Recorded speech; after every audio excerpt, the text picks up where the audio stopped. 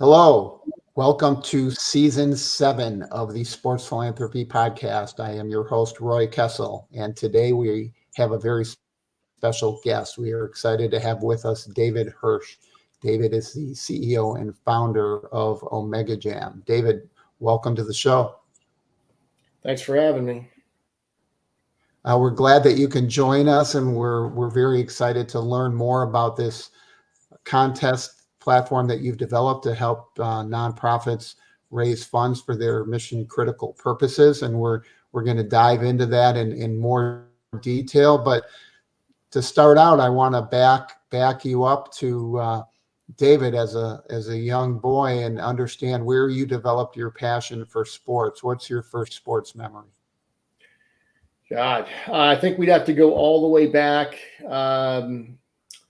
Well, one of my first memories with sports relates to martial arts. I got into karate as a very young kid, primarily because my dad was a little bit older when he had me. He was a World War II vet, combat vet. He was in D-Day, Battle of the Bulge, real tough guy. Okay, and kind of a crazy story. I was at a playground with a friend of mine. He was there, kind of supervising us, and we were on the jungle gym. Okay, and my friend was up a little bit higher than I was, up off to the right, and he slipped and he fell. Okay, and we were up fairly. We were at the time we were probably at 4 or 5 feet. For a little kid, that's a little high, and he grabbed a hold of me on the way down and pulled me down with him, and we both got hurt, and I went crying to my dad, and my dad thought I got beat up, okay, because he didn't see what happened.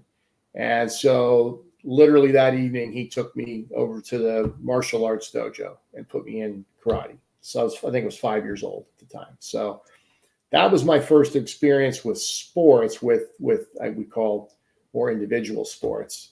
But then I also remember playing Little League baseball, playing basketball, soccer. I mean, sports was highly encouraged in the household, and so on top of karate, I did it every season. I played a sport, so I played all of the sports. So that was just part of my life, and I loved it. It was great. So I know sports makes a big impact on people, and you talked about participating. What's your first memory of the first game that you went to, first professional game or college game that you went to? So we used to go to, because I grew up in Indianapolis, Butler University's right here, and I remember going to Butler basketball games as a kid, okay? And it was great because back then we didn't have the internet, right? So you would get the what's it called? The brochure for the game. It was like a program. Program. Yep. That's right. And it would have a list of all the players, and I can remember keeping score and the points and all the stats of the players. But it was great. And Hinkle Fieldhouse here in Indianapolis is a phenomenal place to see a basketball game. Since then, they've improved it, but I mean, it's still the classic, same old Fieldhouse. So great memories. That's terrific. And as you progress through sports, as you were growing up, what were your favorite sports, both from a participation side and a viewer side? That's a great question. So at a certain point, I got into tennis. I started playing tennis competitively. That's probably my favorite sport. And I really liked just the action and the hitting. I like the hitting of tennis. And I really enjoy. I still watch, the big tournaments when they come around when I have the time. So I always like tennis. I always, obviously football and basketball, great sports to watch. Baseball. I used to pitch. Okay, so I like baseball quite a bit. I'm a huge sports fan in general. So I would say it runs the gamut, but my personal favorite sport to play and to watch was, and still is, tennis. Well, tennis is a great sport. It's one that I played a lot growing up in high school and college, and taught for a while as well. And it's certainly a sport that can last a lifetime, although we see a big segment of the population moving over to pickleball because that's kind of grabbing a lot of attention now. Look, I don't want to. Yet? Yeah, I have, and it's fun. Okay, like I could play pickleball with my wife. I can't play tennis with her. Okay, she's not. But pickleball is a lot easier to pick up and to be able to play and have fun. But I'm a tennis guy, so I have mixed feelings about it. But look, if you have fun, it's great activity, and I think it's nice just seeing people get out and play. So. Well, it is. It's good to keep people active. The data in the country is horrific in terms of only about 26% of the kids in the country get the 1 hour of activity that's recommended per day. I remember when we were kids, you would have 2 15-minute recesses, a 30-minute lunch, plus gym class, plus everything we would do after school. So an inactive day would be 2 or 3 hours of activity. If I had soccer practice or other things, it was a lot more. So it's definitely changed, and I know there's a big push to try to get that activity back. But take us a little bit through your background before we get to talking about OmegaJam. But take us a little bit through your background for education and work, and then we'll talk about the platform. Sure. So I grew up in Indianapolis. Went to Indiana University for my undergraduate. I was an econ major. Then I went to law school. I went to Drake University in Des Moines. And then from there, I had the family business was law.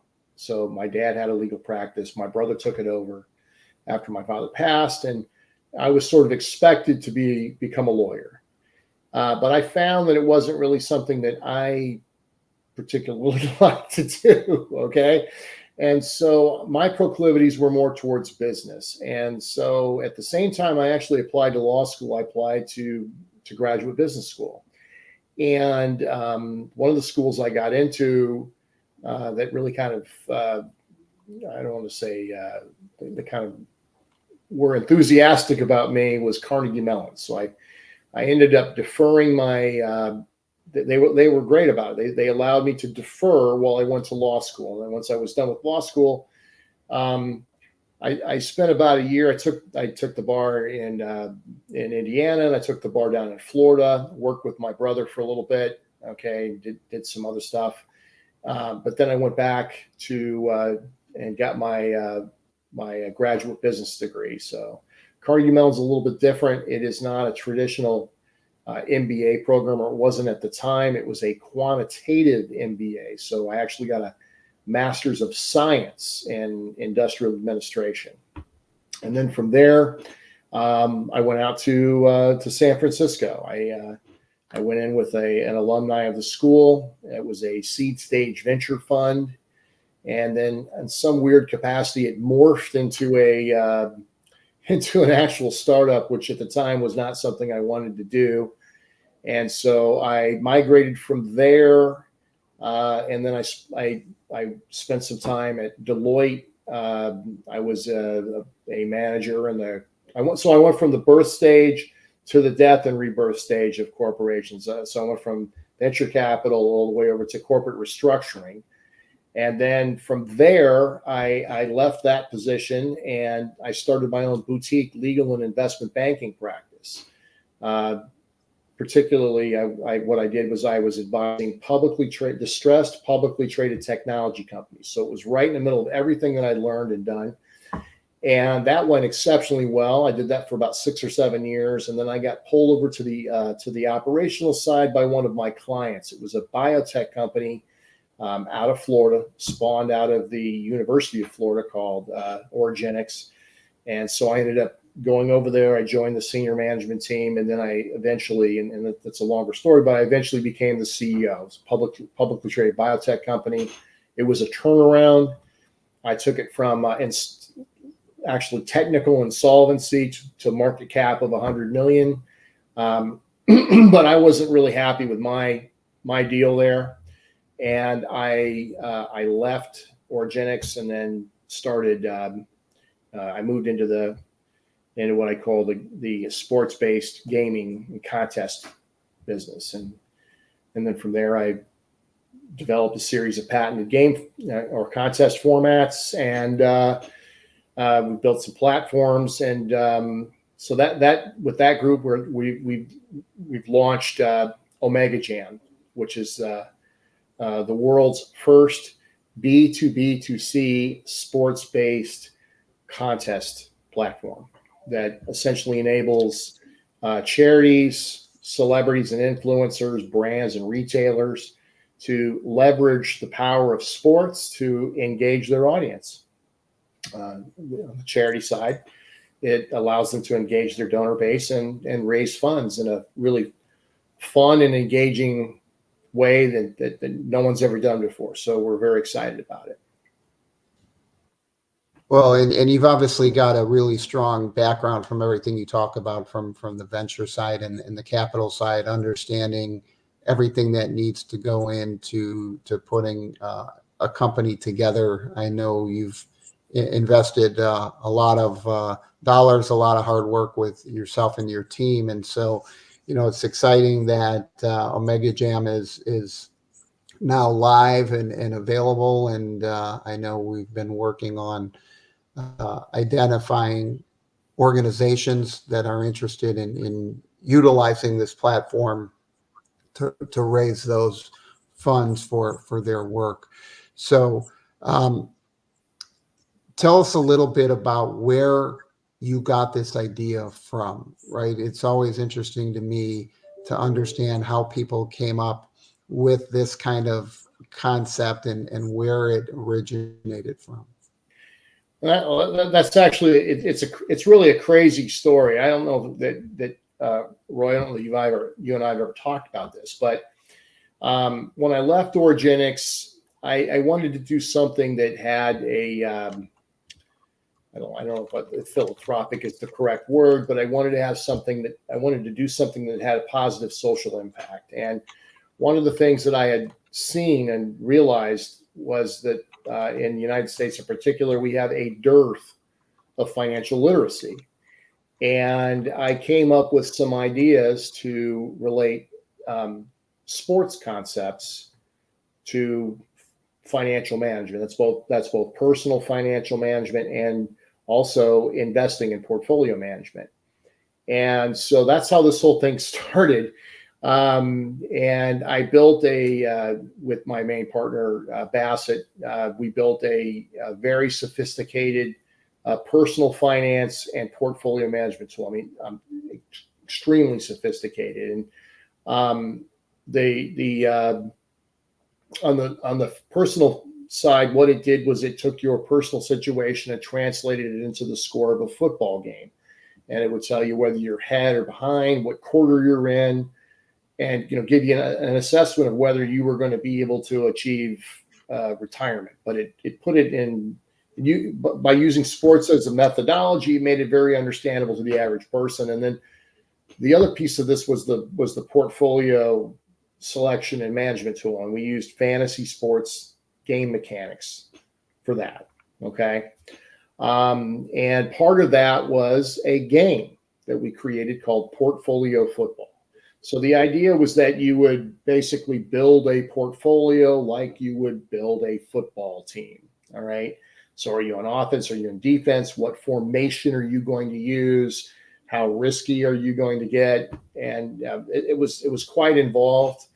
And about that same time, when we took that out, we found that there were, because we were looking at the 401k market, in particular, what we found was that there were a number of the big players started offering their software and their educational tools for free. Okay, so you can't compete with free. That's a really tough one to deal with. But what we'd also done is we gamified it with portfolio football. And so we got a lot of interest in portfolio football. And about that time, you saw daily fantasy sports was starting to emerge, and we got a lot of traction on that. And that shifted the focus of the game the company to basically move us into that contest/gaming space. Okay. As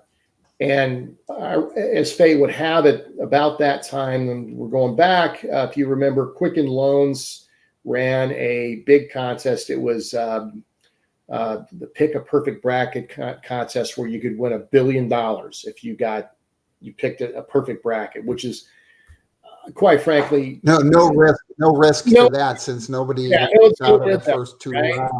Yeah. And so so at that point, we were not in sports. Okay. We were still in on the financial side. And so I saw that and I said, you know what, we need something that does this. Okay. So I came up with this idea, this gaming concept called Top X.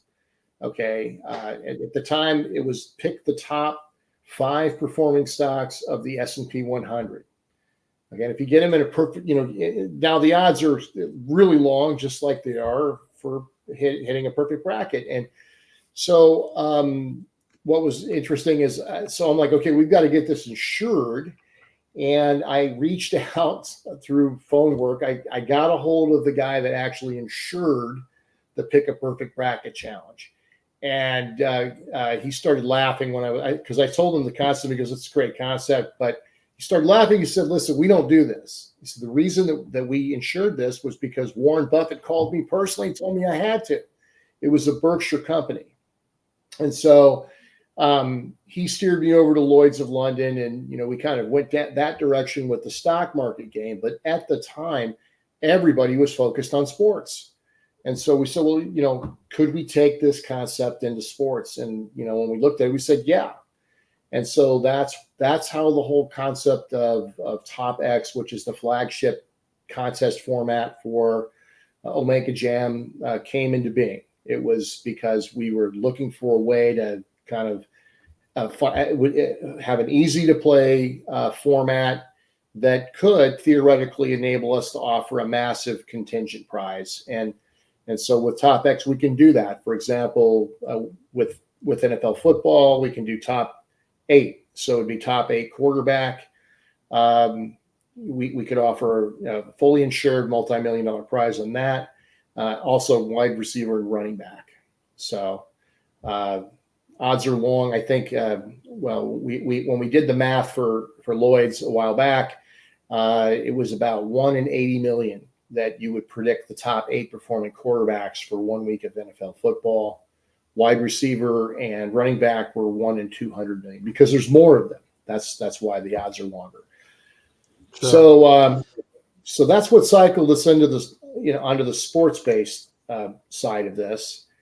And then, we saw again, you got to remember the underlying purpose of why I wanted to shift into from the very beginning, with the financial educational tools, was to make positive social impact. And so we identified an opportunity on the philanthropy side because, many charities employ different models. They do. We've seen sweepstakes. We've seen, some places have a quote unquote casino night. We've seen that. No one was doing anything in the sports-based contest market. And we had the perfect format for that with Top X. We've since expanded. We've got Top X, Play X, which is similar. And then we have a really great format that we're incredibly excited about. We got the by the way, we've got the patents on all these game formats, but we're really excited about a format called Reverse Bracket. So what happened was somebody approached us about doing Top X for the NCAA men's basketball tournament. Without thinking a lot about it, we said, sure, yeah, you could do that. But then when we put it into practice, we realized we had a problem because you could end up with first and second place coming from the same half of the draw. So top X, the way we had structured it, wasn't going to work because you could create an infeasible bracket. So we came up with a new way to do it. It's called a reverse bracket. And the way it works is you start by predicting the team or player. If it's like, for example, a tennis tournament that you think is going to win the tournament, then the second place is restricted to teams or players from the other half of the draw, and so on and so forth. So that part of it worked out, but there's some real benefits to going in reverse order.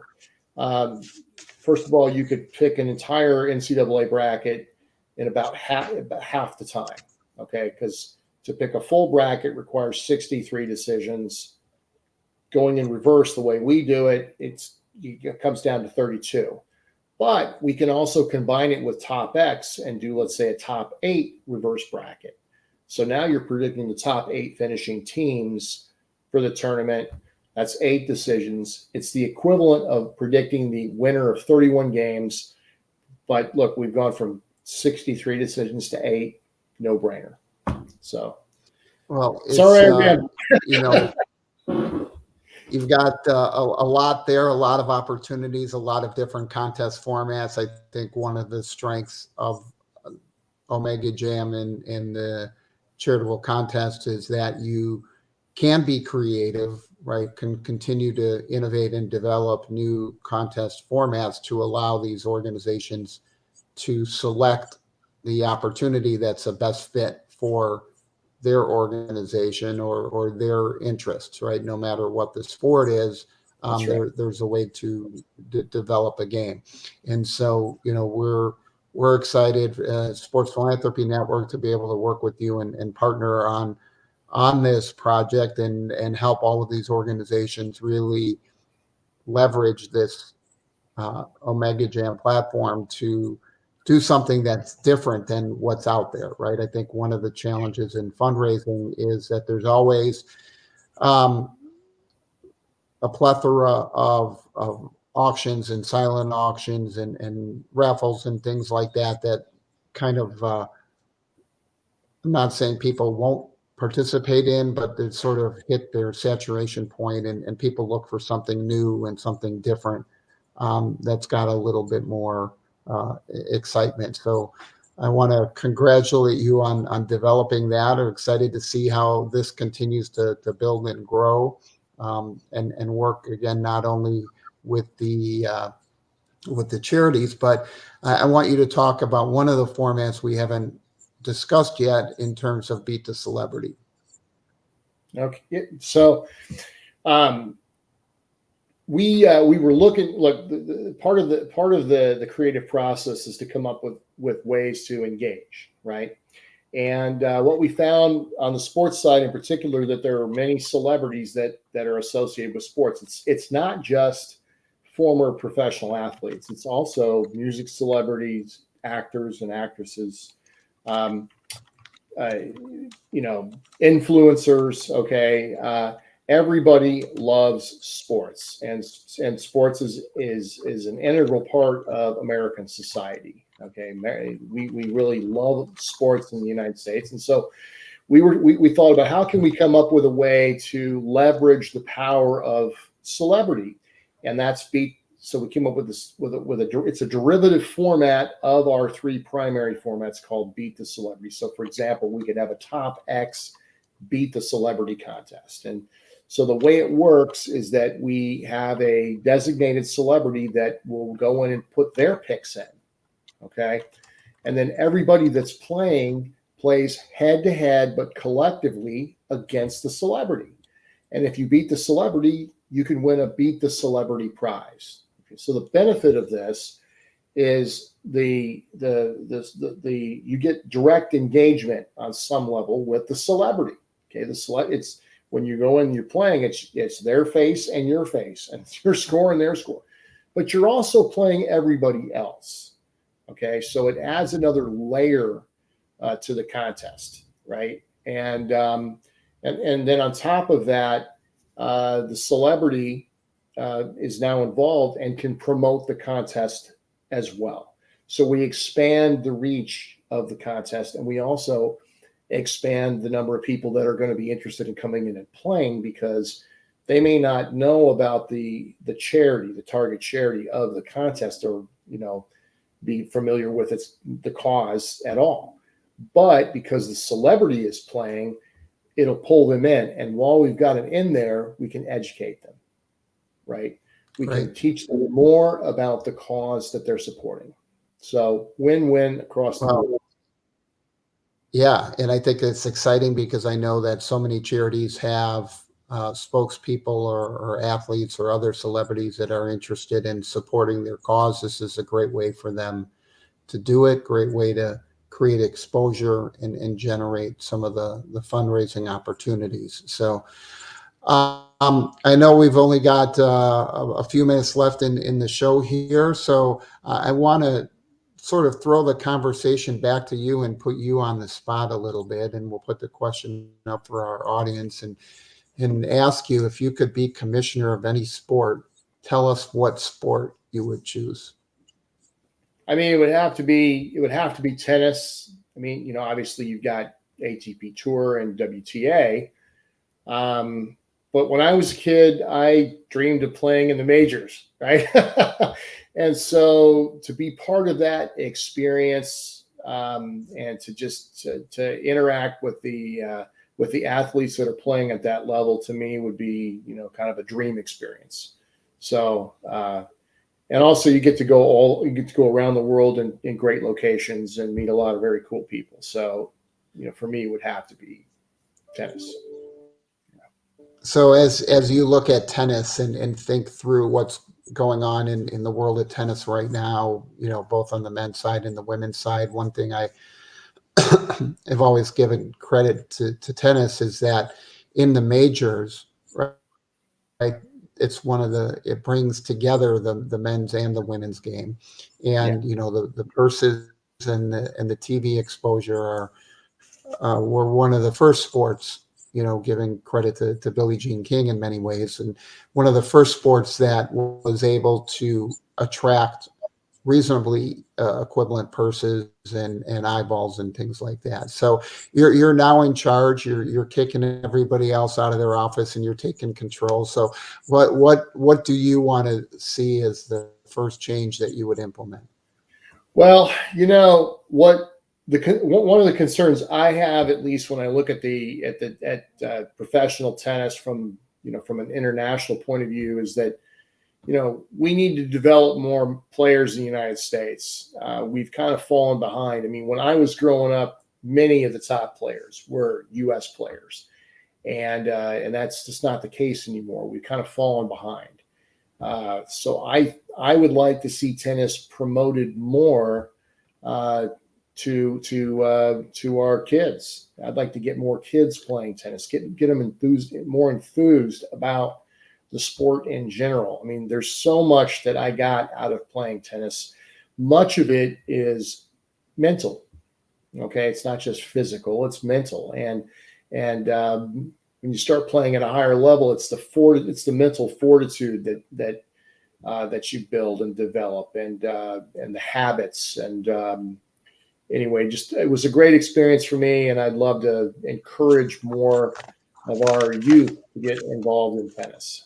So it'd have to be that. So what's your feeling, just to wrap it up here? Why do you think that the level of U.S. men's tennis has really dropped off so much, right? If you look at the majors, right, there really hasn't been an elite player in quite some time, right, by tennis standards. Obviously, it's not often that you're going to get a Federer, Nadal, and Djokovic and have such a elite group. I read something recently about the feeling that Andy Murray would have been considered one of the all-time greats if he might have come along at a time when there was only one of those, and he would have been the primary challenger instead of, fourth place, as he was going through this era. But as Nick Volateri's Tennis Academy was the icon, one of the